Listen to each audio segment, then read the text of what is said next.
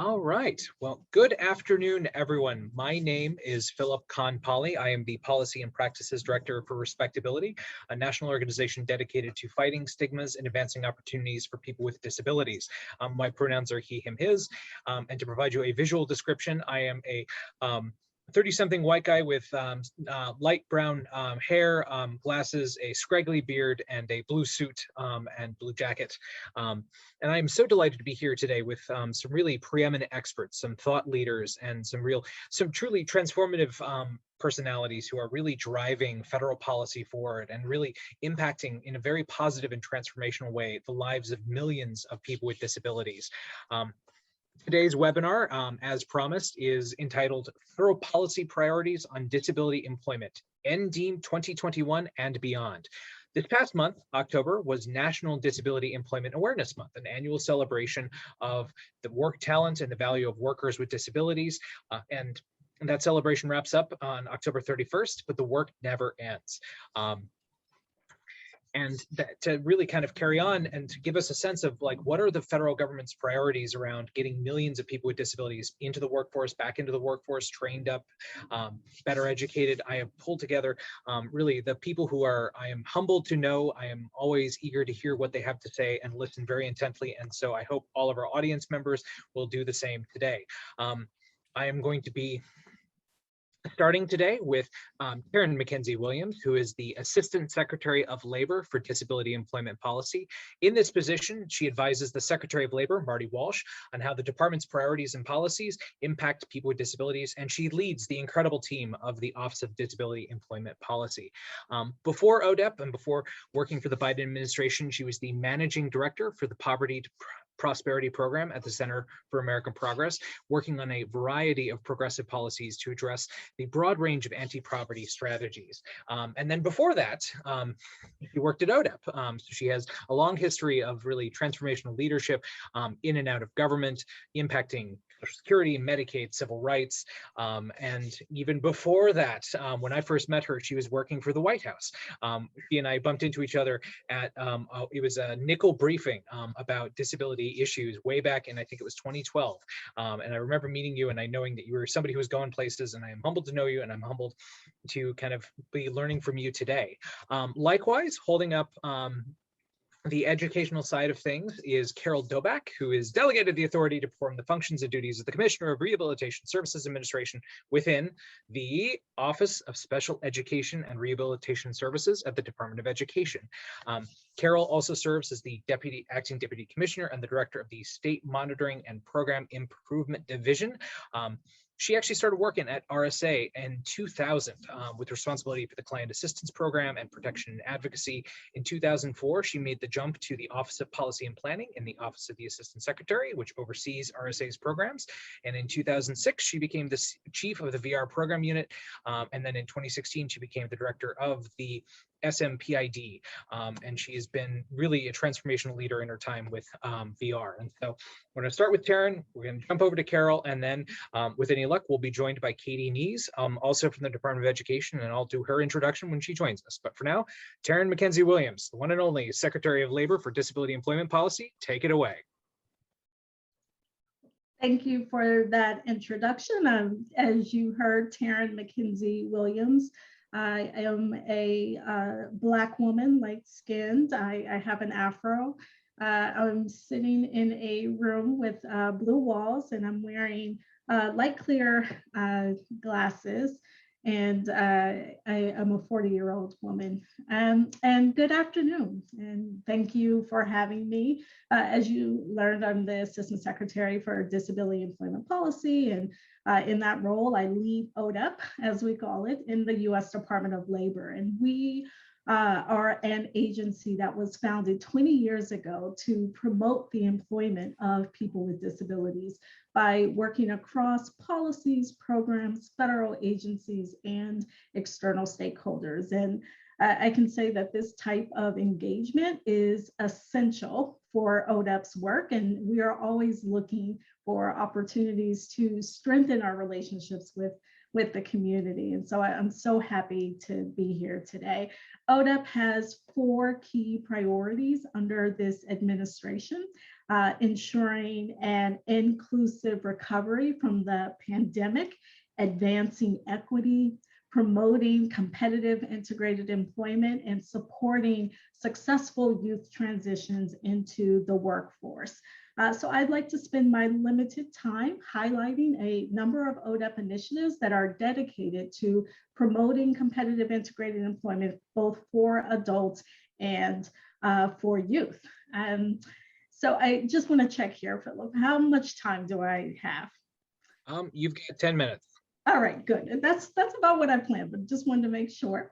So as I noted, we are a key federal agency charged with developing and promoting policies and practices that support the competitive integrated employment of people with disabilities, including those with significant disabilities. And our work reflects the recommendations of the WIOA Advisory Committee on Increasing Competitive Integrated Employment for Individuals with Disabilities. And we are committed to ensuring that people with disabilities are paid comparable wages and benefits as people without disabilities, integrated into work locations with people without disabilities, and afforded equal opportunities for advancement. Through the national expansion of Employment Opportunities Network, or NEON, the NEON initiative, ODAP is partnering with 5 national provider organizations, or NPOs, Access, NCORE, APSE, the ARC of the US, and Source America, to implement a national strategic plan to increase competitive integrated employment. The plan includes training and technical assistance to local provider organizations within their national membership networks. And in 2022, as many as 75 local providers will receive training and technical assistance through NEON. ODAP has also produced multiple guides, reports, and webinars on employment first, systems change, provider transformation, interagency coordination, rate reimbursement and restructuring, employer engagement, mental health, seamless transition, data collection, and so much more. And these and other resources are available on our competitive integrated employment webpage on ODAP's website at dol.gov. We've also recently collected information on the impact of the pandemic for people with disabilities in order to document emerging practices that have potential to increase competitive integrated employment. Researchers conducted interviews with national and international leadership groups knowledgeable about CIE and the impacts of the pandemic. ODAP's Advancing State Policy Integration for Recovery and Employment, or ASPIRE initiative, is supporting states in aligning policy, program, and funding infrastructures to scale up evidence-based supported employment services for workers with mental health conditions. And the lessons learned from ASPIRE will help other states, federal agencies, and service providers adopt proven methods to increase gainful employment for a population that we know is underserved. And I'll just note here that this is work led by one of our senior policy advisors, Richard Davis, who is such an incredible asset to our team at ODAP. We are also working to support youth and young adults in transition to employment. And we do that through our Center for Advancing Policy on Employment for Youth, or CAPE Youth. It conducts policy research and it disseminates policies to help youth with disabilities launch careers and overcome barriers. And we are just now completing a project that explored various options for conducting new pilot programs or demonstrations targeted to youth participating in Supplemental Security Income Program, or SSI, to support their successful transitions to competitive integrated employment as adults. And I just want to, again, thank everyone at Respectability for your commitment to increasing competitive integrated employment for all people with disabilities. My ODAP colleagues, I will say just a few more words about them. As I've reflected on coming back to ODAP, a place where I spent a decade of my career in federal service, something that I find most enjoyable is, again, being amongst such talented and committed subject matter experts on all areas of policy that touch on disability employment. So when I say that my ODAP colleagues and I look forward to collaborating with you, I want you to know that I'm really talking about the collective that I have the pleasure of working with every day. So I'll stop there. I know we'll have some questions at a later point. Fabulous. Thank you so much, Taryn. And that's exactly why I wanted to structure this panel today, was because, ODEP, OSEERS, RSA, there's so many different agencies that are out there that are doing such good work that, particularly for, people who are at the self-advocate level or, working at the state level, it's kind of hard to keep track of everything that's going on in Washington and all of the good work that is being done, at the highest levels to really drive employment. And I was just going to say, I was looking up, priorities to help more states move forward on competitive integrated employment just today. And so, they got a lot of work, and I've taken the liberty of starting to drop some links from ODEP's website in the chat box. If people would like to know more, go and check those out, whether it's Aspire or the Cape Youth Initiative or ODEP's work on competitive integrated employment. I will say I will answer Amy Newlast's questions before I go to Carol Dobak.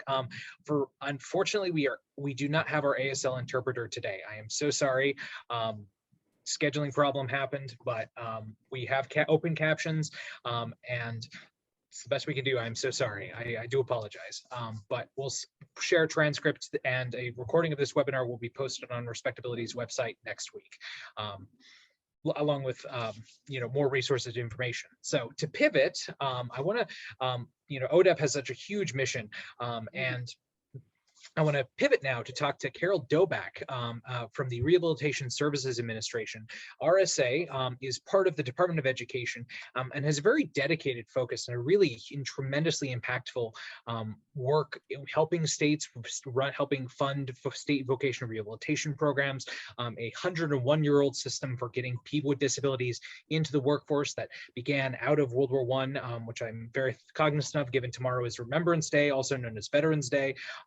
And so, VR has been around for 101 years, and Carol Dobak is leading the work of RSA into, the 21st year of the 21st century. And so, Carol, can you talk to me about RSA, your work, your leadership, and what's going on with VR, people with disabilities, and the modern workforce?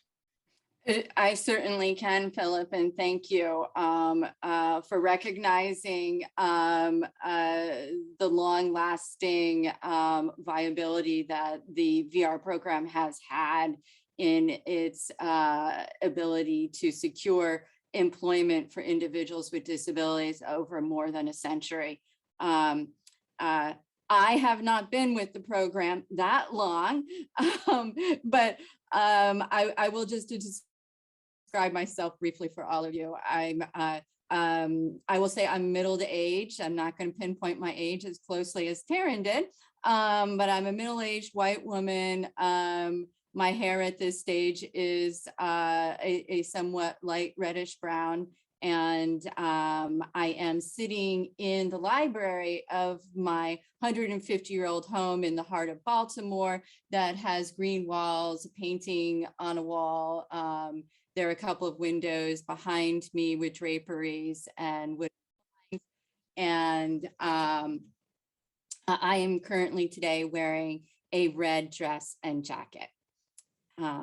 So from there, I will tell you, yes, that the main work of RSA, the Rehabilitation Services Administration, is to support through monitoring, technical assistance, the vocational rehabilitation program, those state agencies that deliver those critical services to individuals with disabilities so that they can obtain competitive integrated employment. We also fund a number of discretionary grants that support professionals in the field, as well as look to improve the vocational rehabilitation program and its services.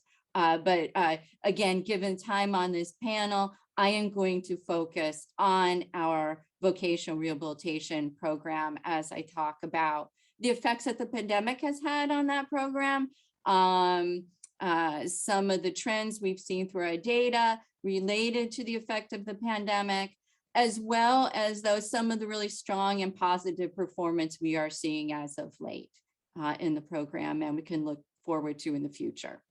So I first want to say, just as Taryn did, we at Rehabilitation Services Administration are take very seriously the call for diversity, equity, inclusion, as evidenced in the President's executive order, as well as for the full equity and inclusion in society of individuals with disabilities through competitive integrated employment. And I want to recognize that many of the individuals served in the VR program also experience a host of other barriers to employment. For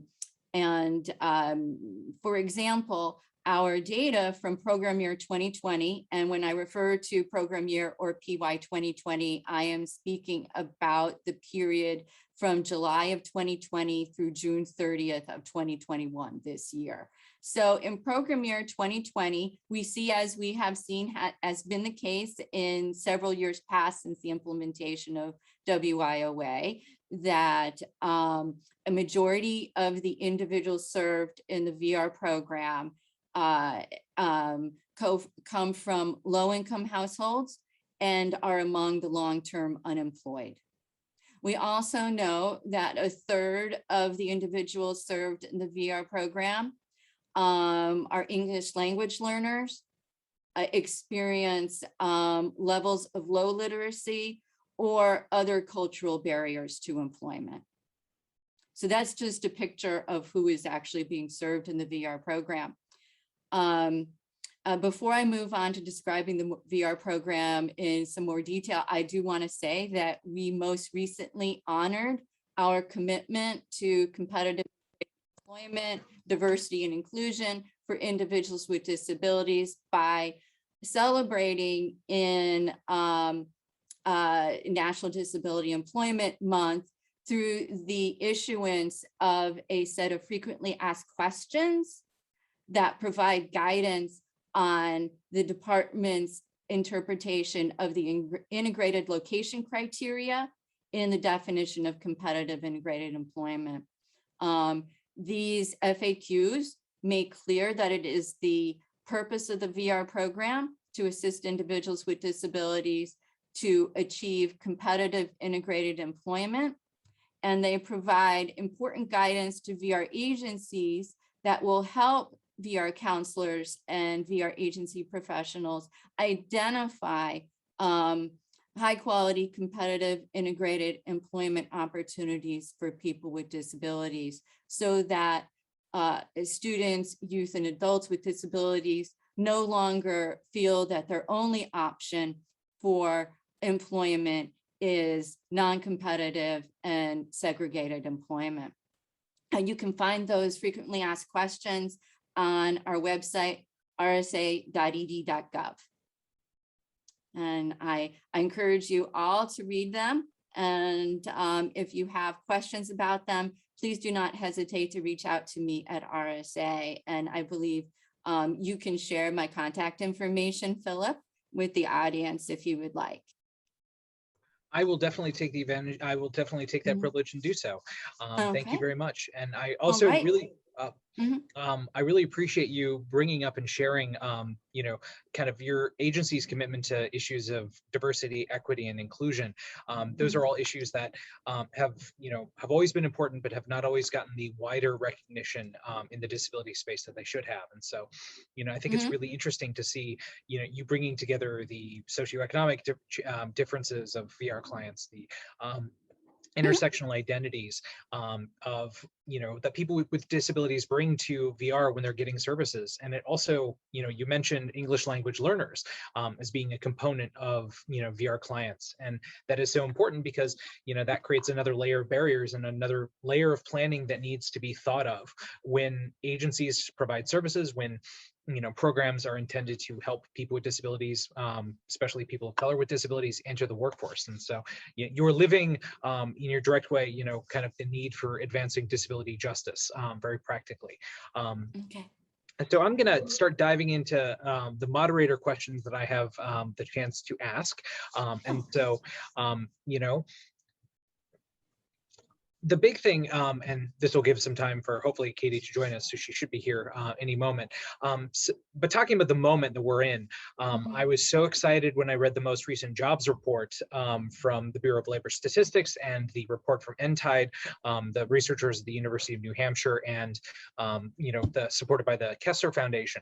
I was so excited to actually see that labor force participation rates for people with disabilities are going up, and they're going up high, and they're now higher than they were pre-pandemic. And anywhere you go, there's for wanted or hiring signs. And the evidence that I'm hearing anecdotally from working with folks at the state level, working with former fellows, working with other agencies, is that people need. It's not just that people need warm bodies.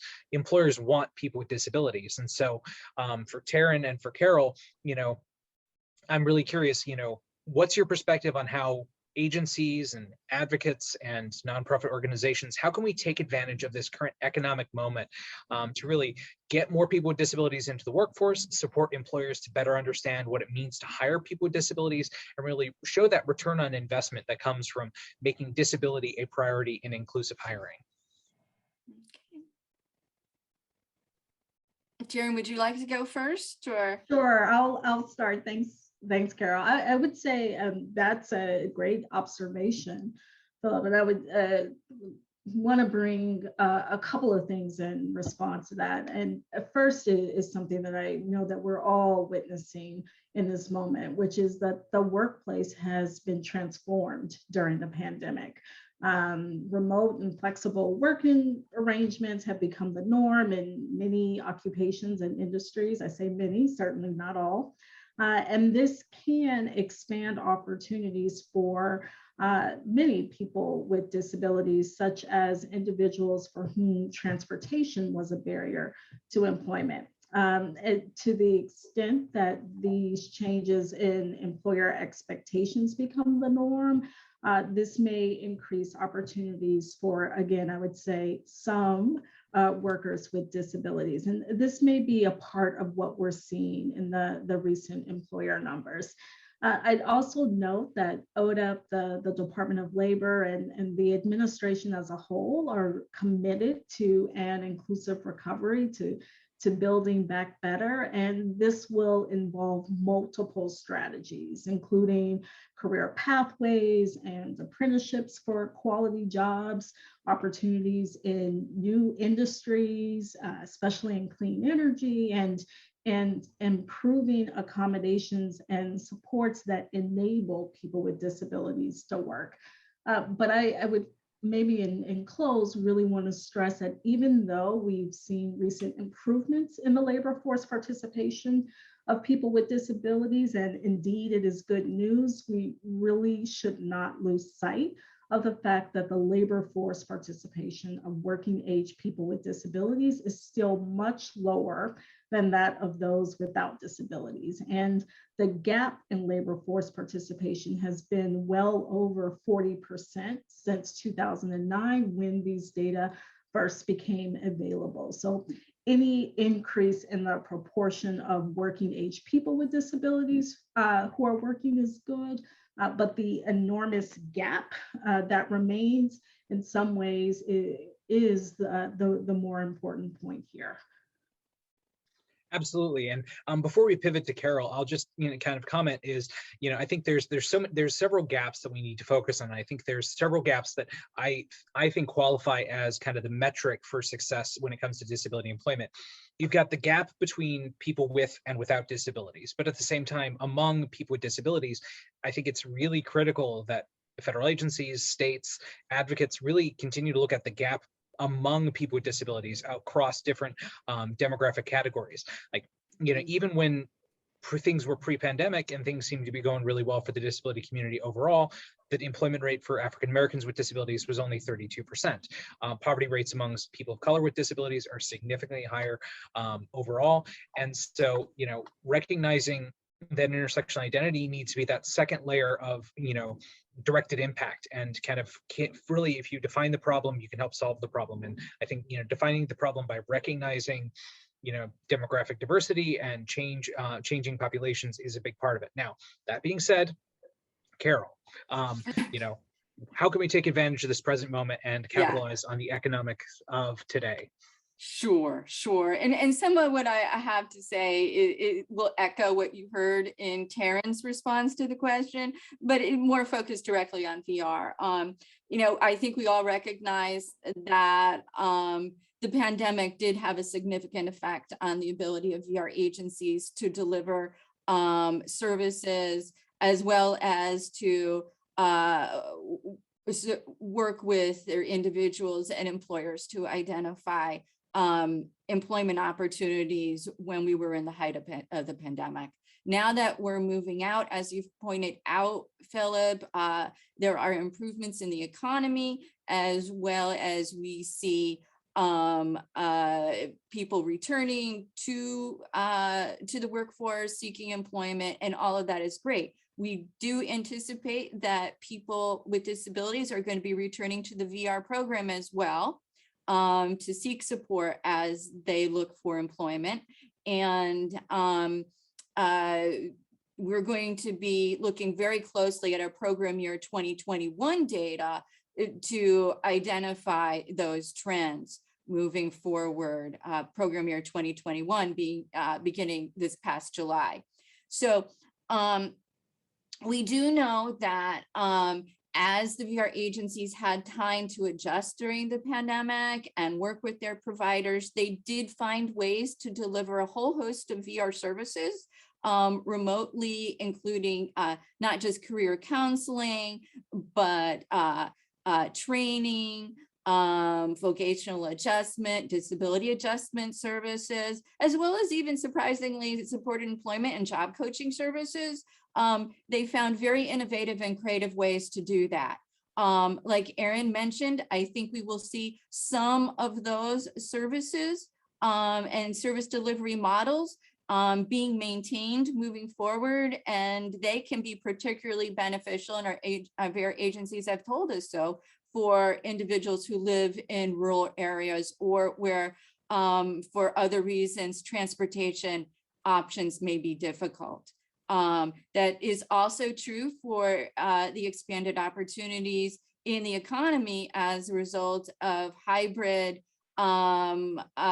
work environments and telework, and the opportunities that can provide for people with disabilities, and as well as expanded opportunities in the economy for individuals who are now categorized as our essential workers, opportunities that are going to be provided and supported under the Build Back Better and other legislation in the caregiving economy, in the green economy, STEM fields, etc. All of that provides a wealth of employment opportunities, and we're going to be looking to expand it and improving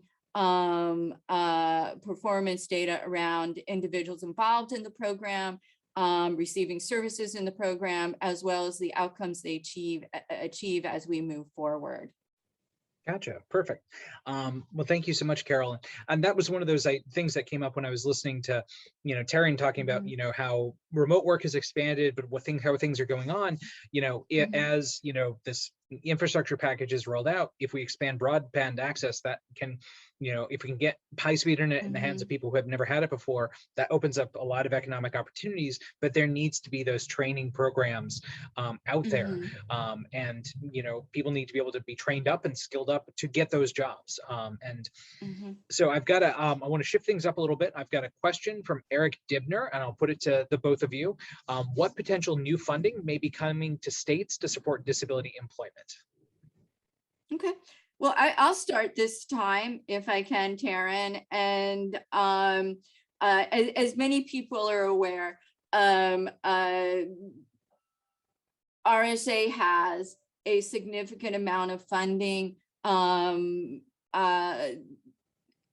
is left over from the VR program funding. It's funding that states are unable to expend in the year of appropriation through the reallotment process, as it is described in the statute and our regulations. They return that money to RSA, and then Congress, rather than letting the use of those funds lapse, gives us the authority each year through the appropriations legislation to use that money to support, very basically, competitive integrated employment for individuals with disabilities. In fiscal year 2021, which ended on September 30th, we were able to use approximately $110 million in excess VR program funding to support 8 career advancement projects. Those are discretionary grant projects that 22 or 24 VR agencies in partnership with employers, other workforce agencies, schools, et cetera, through those partnerships competed for. We were able to award 8, and those projects are designed to assist individuals with disabilities, including individuals with disabilities who had been previously involved with the VR program, to advance in their careers, whether that be through post-secondary education opportunities and other career pathways. So those grants are just starting their work now, and we're looking forward to that. We also now have approximately $177 million of excess VR funding from fiscal year 2021 to distribute in discretionary grant projects in this current fiscal year 2022. And we are looking to use that money to help to transform non-integrated, non-competitive employment for individuals with disabilities, and ensure that not only are services provided that assist individuals who are currently in non-competitive and non-integrated employment to move out of that employment into a high quality employment with great wages in the community, as well as to ensure that individuals with disabilities, in particular students with disabilities, are no longer going to be directed to that type of employment, and that they have other options available to them. So you can look for hearing more about those grant activities as we move forward with planning and putting out funding announcements this year. Wonderful. All right, and then I'll pivot to you. So we have Department of Education covered, and that's a lot of really serious investment that's going going out for the states. But I'm curious, what funding streams from the Department of Labor might be coming out to that could help, impact people with disabilities. So, Assistant Secretary Williams. Absolutely. So one thing I'll note in the area of potential, something that we are closely monitoring, is that certainly in drafts of the Build Back Better bill, there is a section that includes grants to support competitive integrated employment transformation, or a CIE transformation grants program. And that includes language for a multi-year grant program, of which 270 million in the bill that was voted on back on late October, 270 million, which would be appropriated for the Secretary of the Department of Labor to issue 5-year grants to states, specifically to assist employers to transform their business and program models to provide for competitive integrated employment. Now, again, I want to stress that this is language that is included in drafts of the Build Back Better Act, and including one that was most recently voted on by the House, but that's certainly something that we are monitoring closely. Beyond that, I would note that Odap has a long history in investing in provider transformation and in supporting technical assistance that is focused on advancing competitive integrated employment. I mentioned some of those examples earlier when I talked about our work with both the NEAM initiative and Aspire. So I would point to the ongoing technical assistance and work with subject matter experts in those initiatives as opportunities that we know will be available. We're certainly expanding those in 2022, in addition to what could be additional funding that will come available to states in the coming months and years as we continue to watch Congress act. Gotcha. I really appreciate that. And I was going to say, just, from my experiences, taking, what I know of, ODEP's work, like I will say, I was always thoroughly impressed with the those communities of practice that ODEP would convene, where you'd get, some thought leaders from across a bunch of different categories, different employers, agencies, nonprofit partners, VR counselors, get them all together in a room on a consistent basis and sharing ideas. And that's why, I think communities of practice are really valuable because states can learn from other states. And I think that, that convening function is one of the things that, an agency like RSA or ODEP can do really, really well. And so that question about states is what I want to ask as my next question. I will encourage members of the audience. You can either ask a question in the chat box or through the Q&A function, which Eric Debner already used. But anyone who has questions for Team ODEP and Team RSA, please drop those in the chat box or in the Q&A. But my next question, as the moderator, I'm going to exercise my moderator privilege, is to ask about states. And I'm curious, for both of you, starting with ODEP and then going to RSA, really, what do you see as being what do you see as being a state that is really forward-leaning, or states that are really forward-leaning on disability employment, and what are they doing differently that other states can learn from? I think that's a great question. Many states are doing innovative and impactful work to support the employment of people with disabilities, and it would be really hard to single out specific states that are clearly doing the best work overall. As I was just sharing, ODEP engages in states really across all of our work. And I can say that we've worked with essentially all of the states and many territories and localities as well. I'll note that our state exchange on employment and disability, or SEED, has engaged with a number of states, or all states, to support them in creating policies that increase employment opportunities for people with disabilities.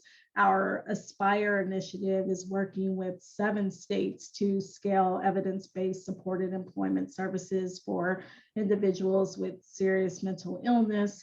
Some of the states in this work are already national leaders. Others are early on, but as committed to doing the work and doing it better. And then we see states that have made visible commitments to disability employment.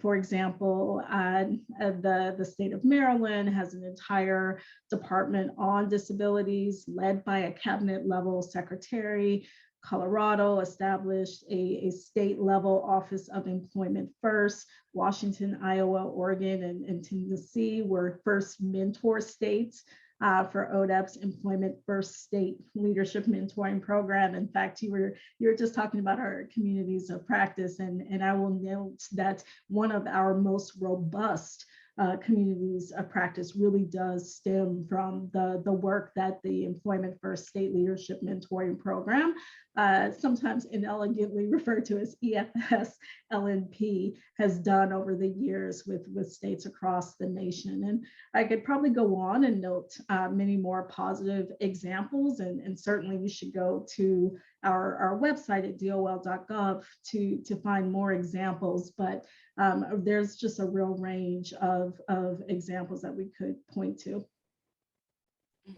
Fabulous. All right, Carol, to you. Yeah, and you know, I also would be hard pressed to identify a state as you've asked us to. I'd like to say there are a wide range of very innovative and creative programs being developed within our VR agencies,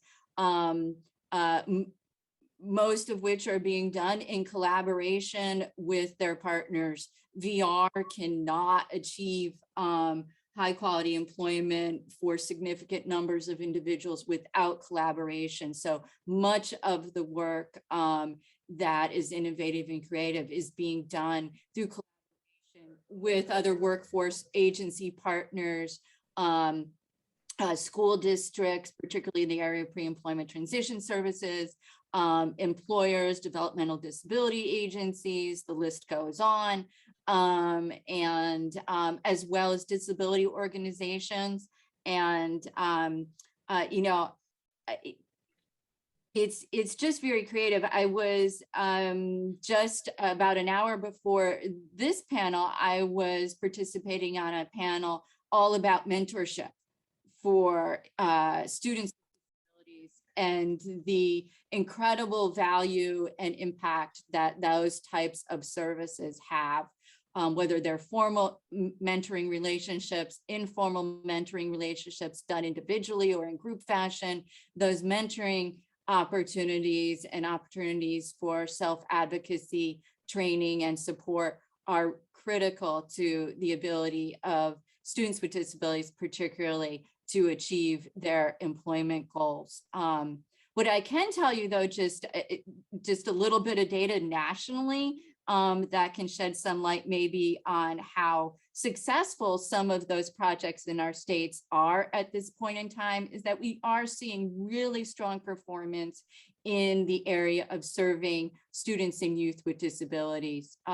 More than half of the individuals served through the VR program currently, and this has been the case since WIOA was implemented in 2014, are under the age of 25. That encompasses both individuals who would be considered students and youth with disabilities. We also know that in program year 2020, approximately 200,000 students with disabilities received pre-employment transition services, which encompass work-based learning experiences and the mentoring types of projects I just spoke about. For those 200,000 students, agencies have provided approximately 1.7 million discrete pre-employment transition services. So wow. Those 200,000 services were receiving a wide and very robust set of pre-employment transition services that are critical to their ability to explore careers and engage in that early job exploration. Well, that is yeah. I'm going to cut you off, Carol, because that's quite all right. Yes. Has joined us, and you were talking about students, you were talking about transition age youth, and that is the perfect way to segue to very quickly introducing Katie Nees, who's the Deputy Assistant Secretary at OSEERS, the Office of Special Education and Rehabilitation Services. Before she joined the Biden administration, she was the Senior VP of Public Affairs at APTA. She was working on a wide variety of policy activities, regulatory issues, grassroots and political action. And before that, and where I first met Katie Nees was during her long career as a tremendously impactful leader at Easter Seal, leading their national work and supporting their commitment to advancing disability inclusion, disability rights. And I know that before that, she was, down in the trenches in the United States Senate. And I still, Katie, I have a question. Do you still have that framed copy of the ADA on your wall in your office? Oh, we're still on mute. Oh, won't we be glad when that's over? I still have it. It's in my home office right now, not my Department of Ed office. But as soon as I get a permanent landing spot, it'll be here as a reminder of when people work together to do good things. So, I put this to the rest of the panel, but really, what is OSEER's, your section of the Department of Education working on in the months ahead? And what are the transformational breakthroughs that you're hoping to have for the students and youth with disabilities served under your huge remit of responsibilities? Sure. Thanks, Philip. And thanks for including me on this panel, and glad to be with two of my favorite people, Carol Dobak and Taryn Williams. So I'm just glad to have the opportunity, and I'm sorry to have been so late. I think at OSEERS, we are looking at how do we make the existing laws work better, and how do we support states in their effective implementation of both IDEA and the Vocational Rehabilitation Act. We just issued this morning some letters to the state departments of education and the state lead agencies that implement the early intervention programs, reminding them of our responsibility to monitor their activities and their actions so that young kids with disabilities and school-age kids with disabilities can get the services and educational services they need. I think on the education side, just to continue on that route, clearly it's been a very, very unique and difficult year for a lot of kids with disabilities and their families. And one of the reasons I was so proud to be able to join the department was Secretary Cardona's profound leadership in trying to make sure that kids can go back to in-person learning where they can be safe and learning, and that the needs of students with disabilities have been top of mind, that we have to make sure that it's both safe and learning that goes on. So we are working hand in glove with our other folks here at the department to try to make sure that we are providing good guidance to states. We just issued a significant resource on mental health that's targeted not only to youth, but also to the adults involved, and that with very specific recommendations on how different levels within the education system can address the issues of mental health. We know that if adults and children aren't taking care of themselves, learning is going to be that much more difficult.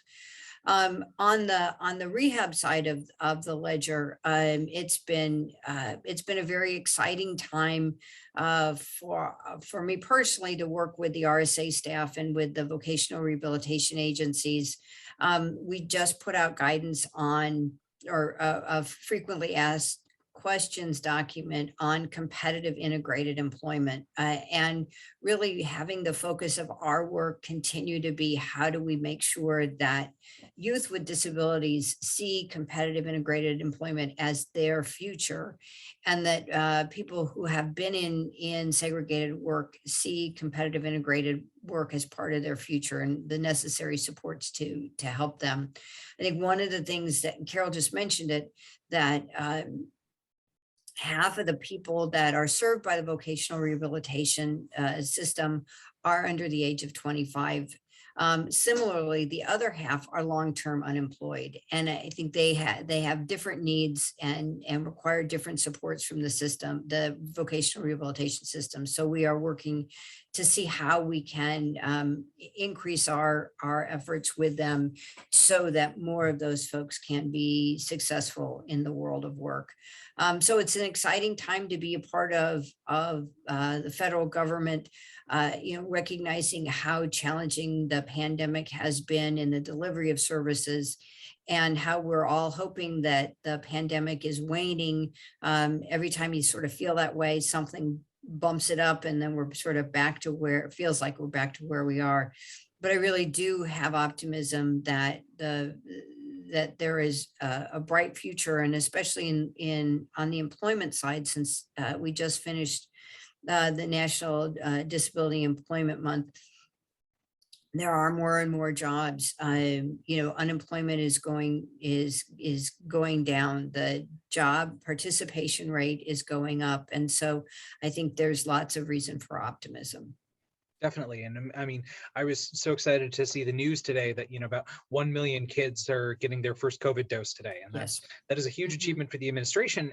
But it has, long-term impacts of, if kids can go back to school safely and they can, keep kids healthy, it means people who, particularly women who may have dropped out of the workforce due to, expectations and struggles with remote learning can get back to work. And so, we've got a lot of things going and a lot of things that are really coming together. I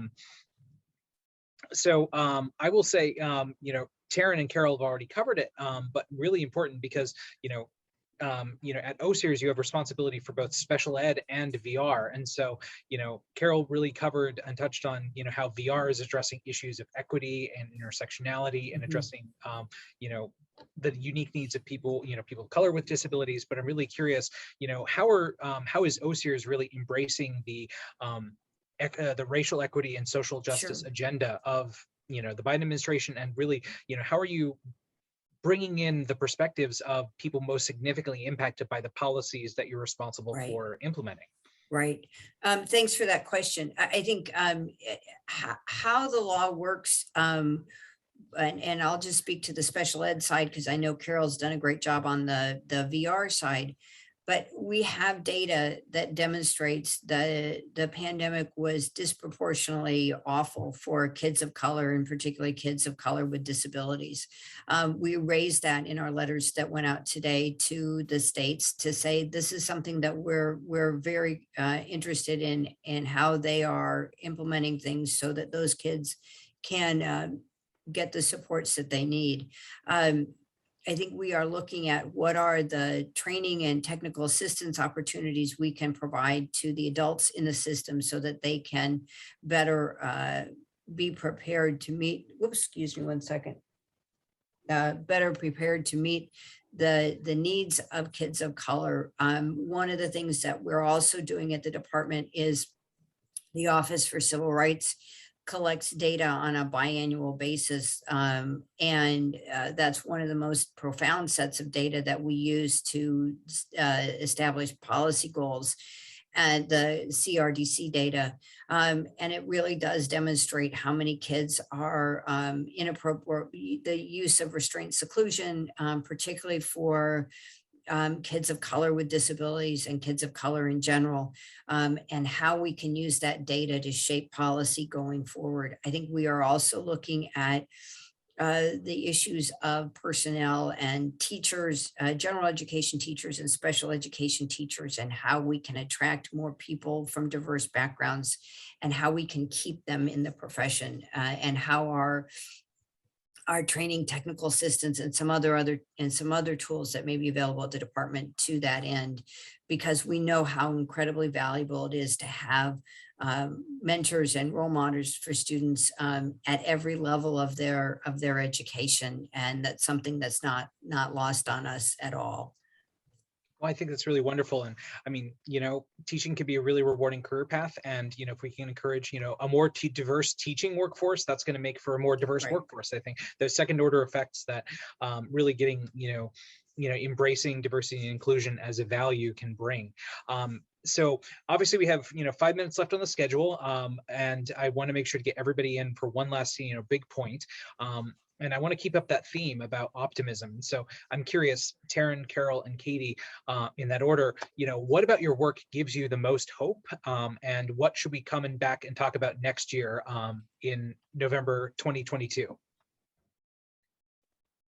Yeah, that's a great question. I mean, we've covered the issues that give me the most optimism. One is the way in which the landscape continues to evolve around competitive integrated employment, and we're seeing the continued investment in resources to advance CIE for youth and adults with disabilities. So that's something that makes me incredibly optimistic. I think second, I'll certainly point to issues around equity and that laser-like focus on the ways in which our policies and the practices that we advance impact all individuals, but particularly those communities that are the most marginalized. I think emerging from this pandemic, that needs to be a continued focus of all of us. And I'm certainly glad that I'm working with partners across the entire government who feel the same way and are bringing that to their work on a daily basis. Perfect. Fabulous answer, Taryn. And I'm going to quickly jump in and answer Sherry Parazzoli's question, if that's okay. So she was asking, are there programs that target aging workforce and acquired disability issues? And I will just share that I'll jump in and just say that, ODAP several years ago worked with the Coalition on State Governments on a really great toolkit talking about return to work and stay at work issues for acquiring disabilities.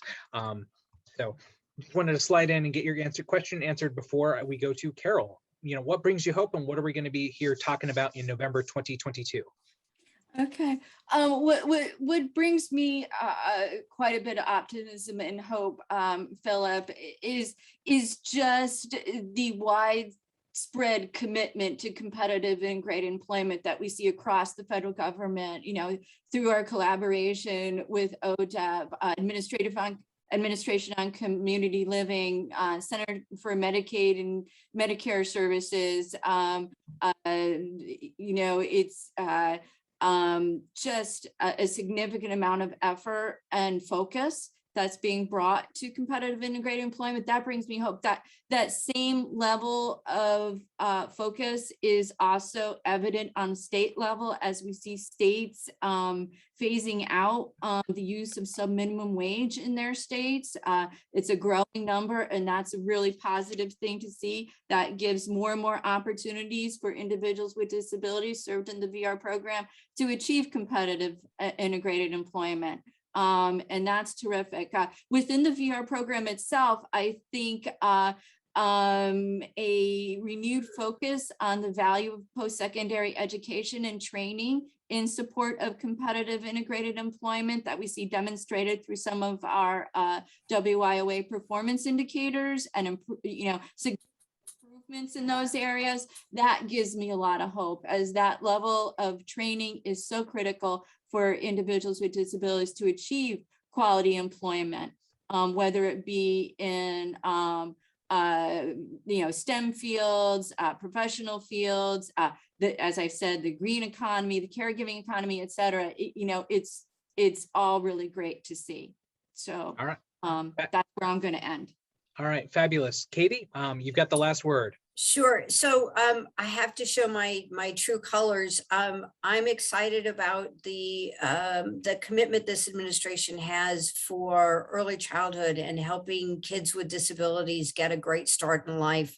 I've just seen over the course of my career that when kids get access to the supports they need sooner rather than later, they have more choices as adults. And I think having this next generation of kids, this post-pandemic generation of kids, having greater access to high quality early education, I think that's we're going to reap the benefits of that for generations to come. And so I'm very optimistic about where we're going and how we can get there. And I will say having been in the federal government for a whopping 17 weeks, I am just overwhelmingly impressed by the dedication of the career staff and the dedication of the new politicals of wanting to make things better, have laws be effectively implemented, and having those things apply to everybody, and when they mean everybody, they mean everybody. So I think we're looking at a very inclusive, strong, supportive government that wants to do right by the people that we care about the most. Gotcha. And that, at the end of the day, good government requires very involved citizens. It requires civically engaged people participating locally, voting in elections, but also, knowing what agencies are working on, and, providing feedback as they can through public forums, online dialogues, and learning about the great work that people like Katie, Taryn, Carol are doing. So each one of you, thank you so much for being with us today. Thank you for lending your expertise, your impact, and your perspective. I really appreciate your time today. I know all of our audience members appreciate your time and commitment as well. And keep up the good work. We will be hosting future webinars like this. We will be sharing resources that are coming out of different agencies as they come out. And so once again, thank you so much for joining us for today's webinar, and let's go change the world.